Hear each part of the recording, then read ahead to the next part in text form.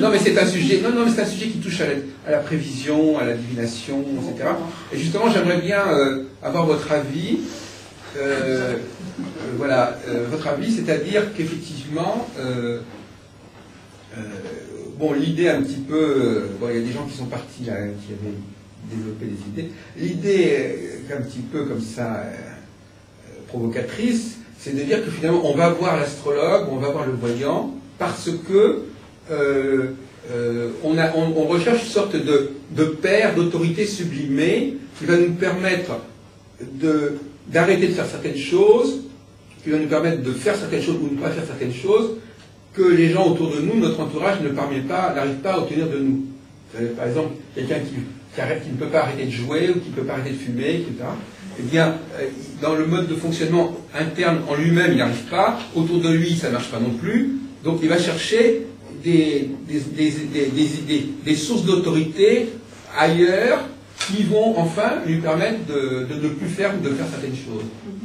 Est-ce que vous pensez que nous sommes que les gens qui travaillent dans ce domaine-là, je ne sais pas si vous êtes vous-même astrologue professionnel, oui. Est-ce que vous pensez que c'est possible que finalement, parfois, on va voir ces personnes, ces professionnels uniquement pour résoudre un problème qui fait qu'on n'arrive pas à se débarrasser de quelque chose, on n'arrive pas à passer à quelque chose qui ne vient pas, enfin, dire, est-ce que quelque part, on va avoir pour une sorte de forme de déblocage, en fait, parce qu'on est bloqué sur quelque chose, on n'arrive pas à s'en sortir, on n'arrive pas à en sortir, ou on n'arrive pas à passer à autre chose, et donc on va chercher de plus en plus haut, on n'est pas arrivé à y arriver, on n'est pas arrivé au niveau de l'environnement, du couple, les gens qui vous disent des choses, on ne les écoute pas, et donc en mettant la barre plus haut, on va avoir affaire à des gens qui sont chargés, qui sont dotés a priori, qui sont supposés avoir une connaissance supérieure, en se disant, avec ces gens-là, je vais peut-être quand même arriver à me débloquer, à ne plus faire ça. Est-ce que c'est une fonction que vous assumeriez, vous, Laura Winkler? Disons que je comprends que ça puisse fonctionner comme ça pour un certain nombre de personnes. C'est sûr qu'il y a une notion de recherche d'un principe d'autorité, des connaissances, qui rassure. C'est un peu comme on cherche un spécialiste. Mais qui rassure, mais qui aide aussi la personne à avancer. Oui, bien sûr. C'est-à-dire à ce que les conseils, parce que c'est le mot conseil qu'on est en train de discuter, que le conseil soit entendu. Alors, c'est ça. Disons, là vient toute la question de... Je pense surtout aider la personne à devenir autonome, pas dépendante. Qu'elle arrive à se faire entendre d'elle-même. C'est-à-dire qu'il y a quelque chose en elle-même qui n'écoute pas ce qu'elle-même dit. Il y a une sorte de dysfonctionnement intérieur. Oui. Il faut l'aider un tout petit peu. Une sorte de schizophrénie. Moi, je pense que non, c'est pas certainement ça. C'est un problème, je dirais, plutôt de paresse, de manque de volonté pour activer l'intérieur de soi. Voilà. C'est que l'on comprend. C'est ça. Le problème auquel on se trouve confronté aujourd'hui, et c'est un peu ce que nous on travaille sur le côté philosophique. Parce que je fais l'astrologie avec un regard un peu philosophique. C'est bien, c'est bien. En fait, nous faisons plutôt du conseil philosophique. Et tout l'exercice auquel on se trouve confronté aujourd'hui, c'est que les gens ont beaucoup d'informations. On reçoit énormément d'informations, des conseils, de ceci ou de cela. Tout le monde cherche un peu à se rééquilibrer par rapport à des dysfonctions ou des choses dans lesquelles ça ne fonctionne pas.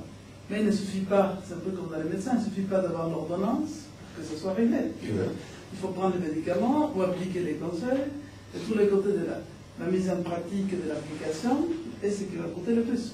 Donc à la limite, il faut essayer de voir par rapport au thème ou à la personne que l'on conseille, par quels éléments on va essayer de l'aider elle-même à débloquer dans ses propres situations. C'est pour ça que le suivi est important. Parce qu'effectivement, si le suivi est intéressant, parce qu'effectivement, le voyant, parce qu'on n'a pas qu'à là, ce ne sont pas des astrologues, le voyant, le tarot, bon, il peut dire, voilà, bon, où est-ce que vous en êtes par rapport à ça? Est-ce que vous y arrivez? Est-ce que vous n'y arrivez pas?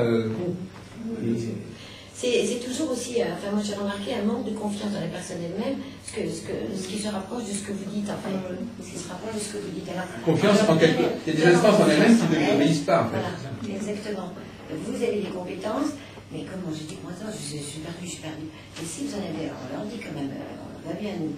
Et ça revient exactement à ce que vous dites, on réveille quelque chose en elle, en elle-même, qui va faire que tout à coup, elle aura entendu et puis elle aura compris. Et à partir de ce moment-là, elle pourra avancer.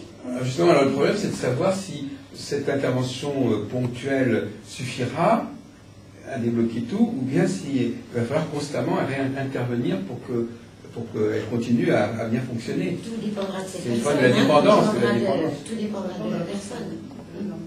De la gravité de quoi on parle.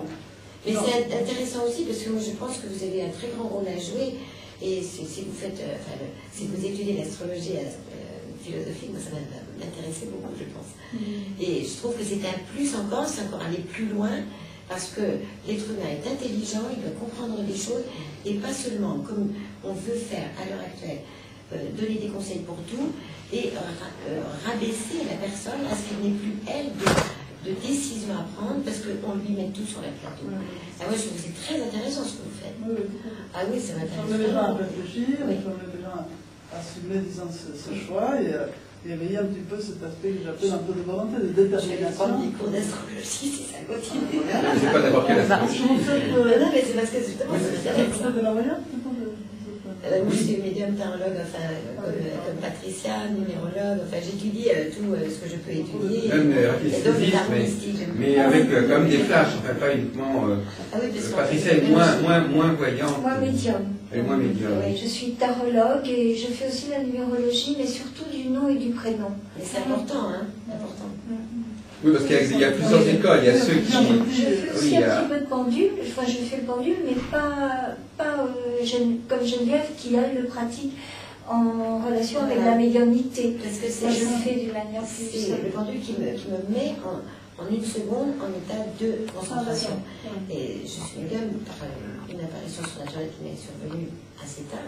Et c'est à partir de ce moment-là que oui, j'ai commencé à me contacter avec les âmes, mais très tard aussi, parce que j'ai toujours pris mon temps, voulant tout vérifier, voir si je ne dirais pas des bêtises et tout. J'avais 8 ans. Hein. Vraiment, oui, j'avais peur aussi de cette.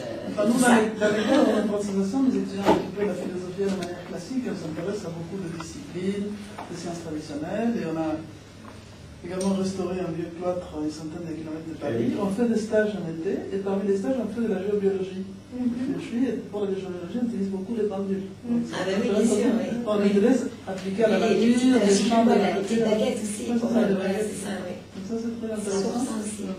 Oui, le problème, c'est qu'il y a ceux qui, comme vient de dire Patricia, il y a des personnes qui utilisent le tarot et qui s'en tiennent aux enseignements du tarot, qui l'astrologie s'en tiennent aux enseignements de l'astrologie, qui utilisent le pendule et qui respectent le code. Et puis, il y a ceux qui utilisent ça comme un support et qui ne tiennent pas réellement compte, au premier degré, de ce qui, du tirage. Hein.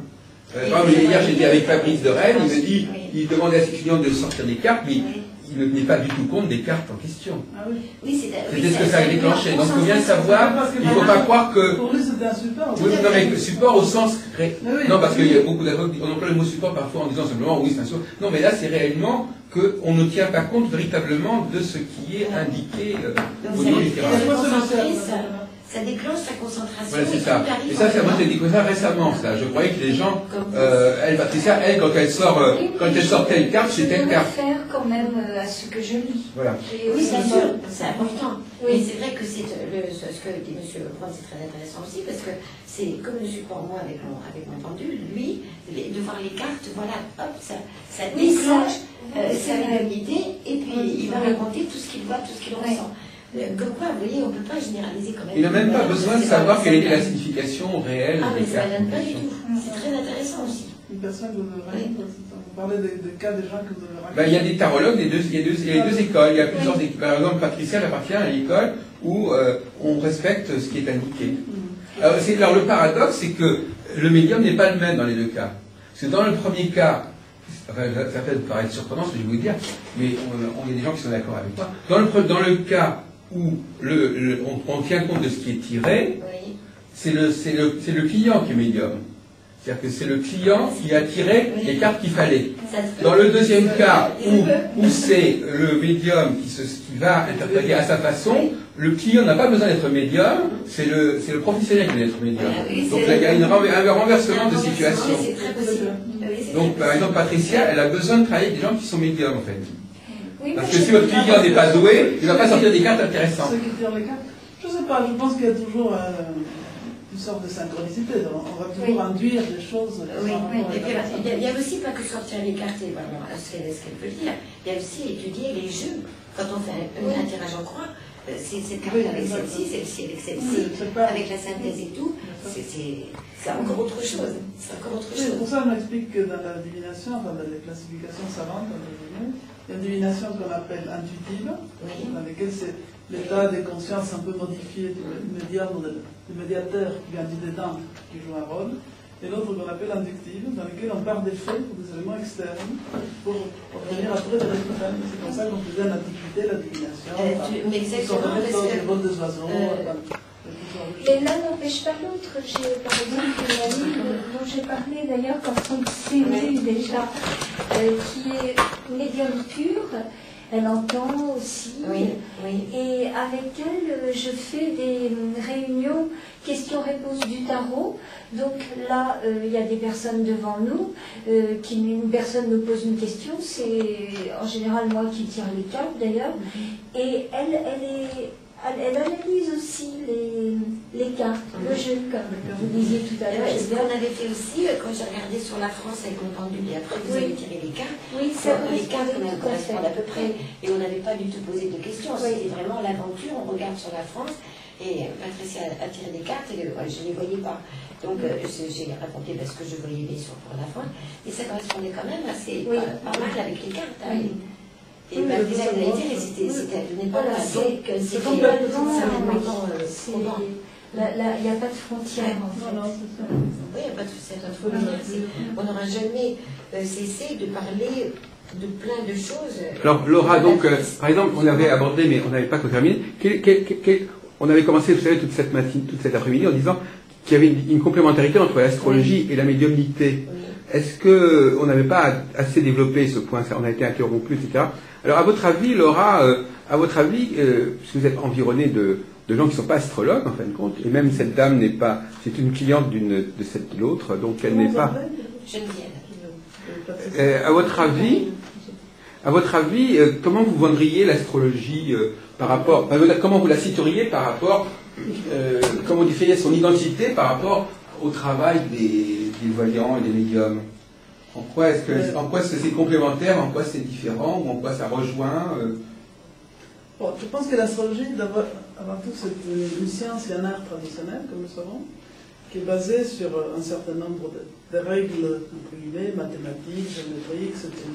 C'est une pensée symbolique, une vision du monde, une vision du ciel, que l'on trouve présente dans toutes les civilisations traditionnelles, pour essayer justement de créer ces liens entre l'ordre céleste et le désordre terrestre, comme dirait Roudière, pour en tirer du sens de cette relation à travers la dynamique de ces corps célestes qui ont une telle régularité, une telle harmonie, qu'ils sont en train un petit peu de scander à travers les rythmes, les cycles, cet ordre naturel que pour les anciens était quand même éradiqué.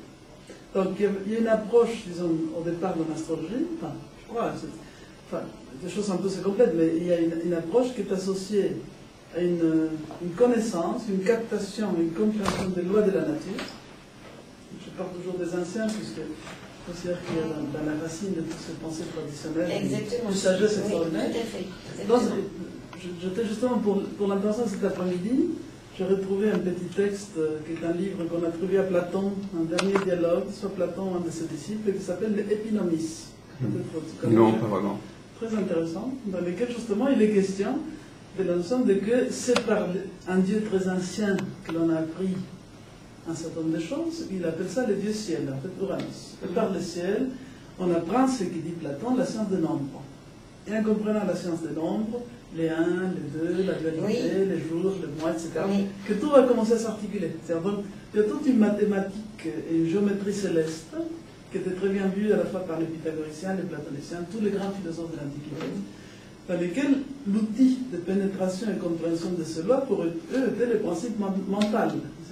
Les manas des orientaux, ou si vous voulez, les nous des grecs, c'est le propre de l'être humain, comme vous disiez tout à l'heure, d'avoir une intelligence, une curiosité profonde pour se compénétrer la compréhension de ces lois. Donc je crois que l'astrologie au départ apparaît comme dans ce sens, une science, une connaissance qui cherche un petit peu à interpréter ces lois. Néanmoins, effectivement, dans tous les sociétés traditionnelles, ceux qui pratiquent cette discipline sont également des prêtres, des êtres qui ont fait, ou des initiés, comme on dira, qui ont fait tout un travail à l'intérieur d'eux-mêmes pour pouvoir justement rentrer dans une relation intime avec les connaissances et en extraire, je dirais, une sagesse, une puissance.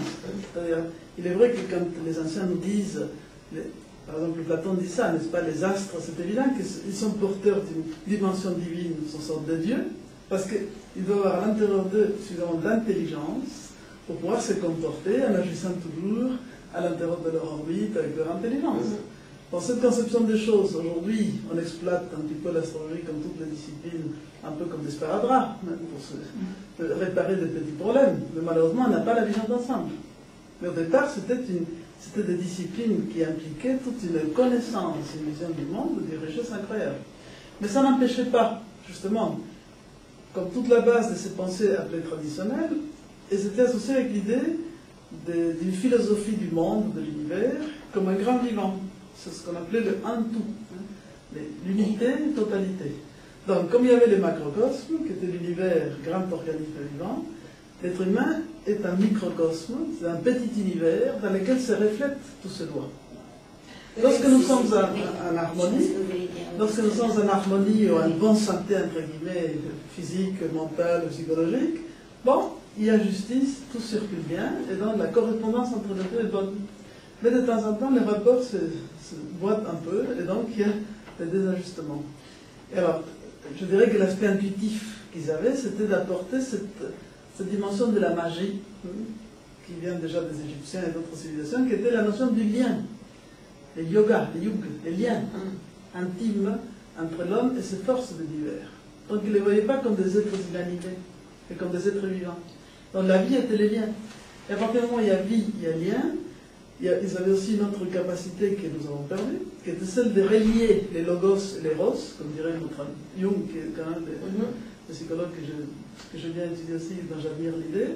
Donc il reliait la raison, le mental et les sentiments, les logos et les ros. Donc ils reliaient les conscients et l'inconscient. Donc ils n'avaient pas bouché les canaux de communication.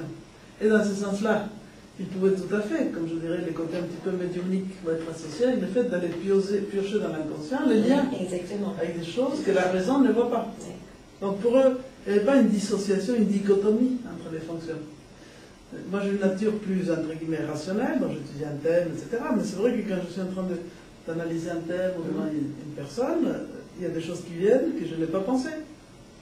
Par les contacts avec la personne et l'échange, ça vient. Donc à ce moment-là, l'intuition, entre guillemets, dépasse la simple raison. Et on va trouver le mot juste, l'élément qui va aider la personne à dévoiler des choses qu'elle porte en elle-même. Exactement. Dans la dissociation, c'est nous qui la faisons. Moi, ce que je rapprocherais de l'astrologie, justement, c'est la numérologie.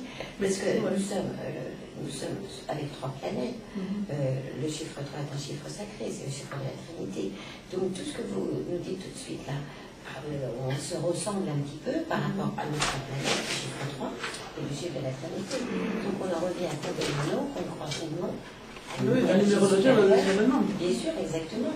Qui fait qu'on ne peut pas ne pas accepter qu'il y ait des choses qui prouvent certaines choses aussi en plus. Alors, la numérologie, moi je ça peut être l'approche.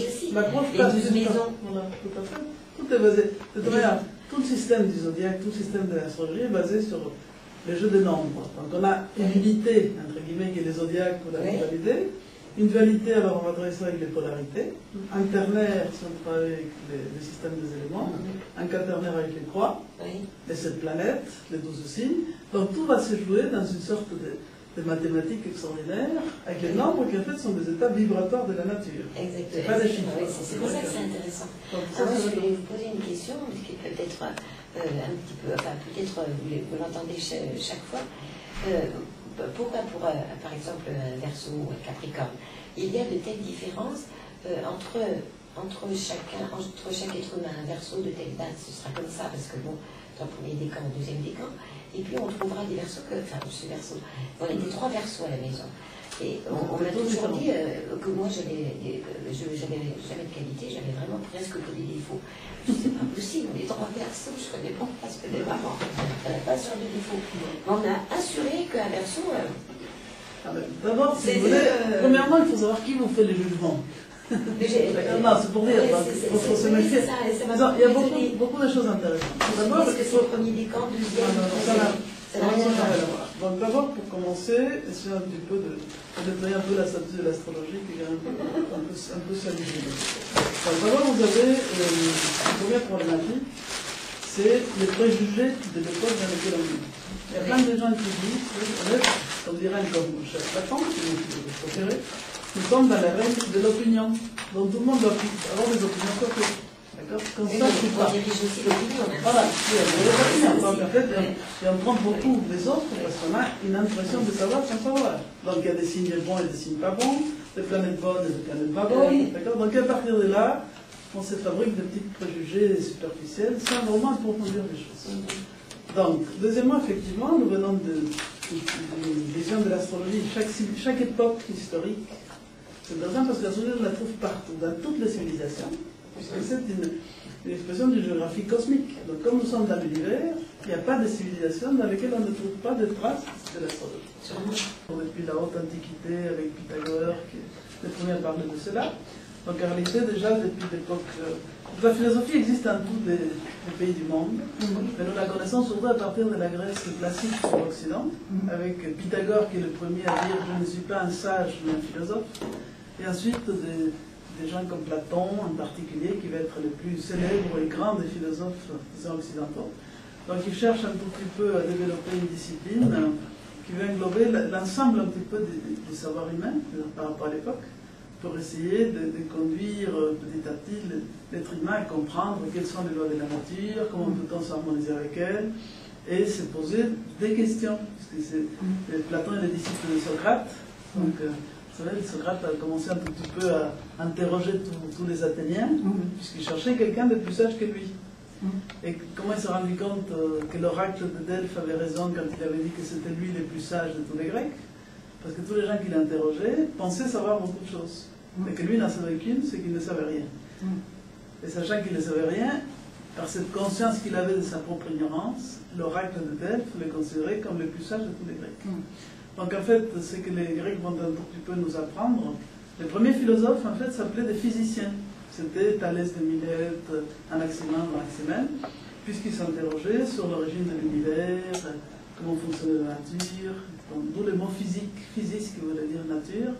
Et à travers cette recherche sur les origines de la nature et du cosmos, ils cherchaient aussi à comprendre l'être humain, puisque la relation entre les macrocosmes et les microcosmes était tout à fait naturelle pour eux. C'est pour ça qu'on trouve parmi, à cette époque, disons, Hippocrate avec la médecine qui travaille sur le tempérament, mais qui cherche en même temps les éléments de la nature et comment cela fonctionne dans l'homme.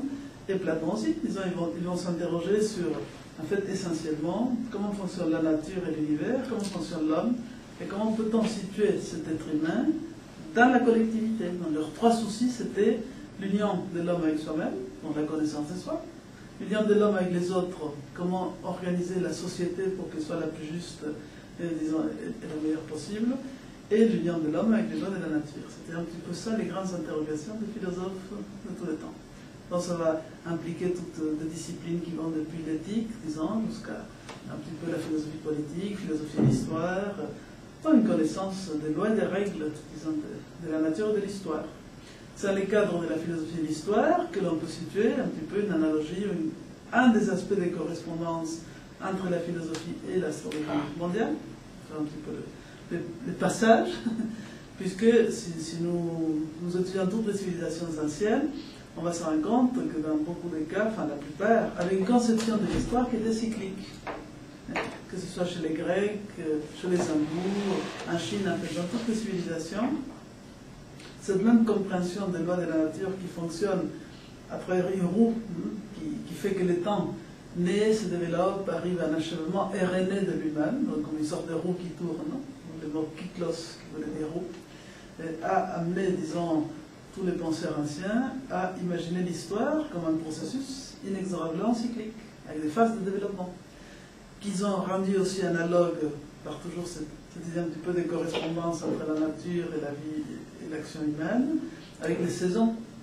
Donc, de la même manière, disons que dans la vie individuelle, l'enfant connaît une enfance qui est une sorte de printemps, une jeunesse qui est une sorte d'été, une maturité qui est à l'hiver et une vieillesse qui est à l'hiver, pardon, une maturité qui est à l'automne et une vieillesse qui est l'hiver.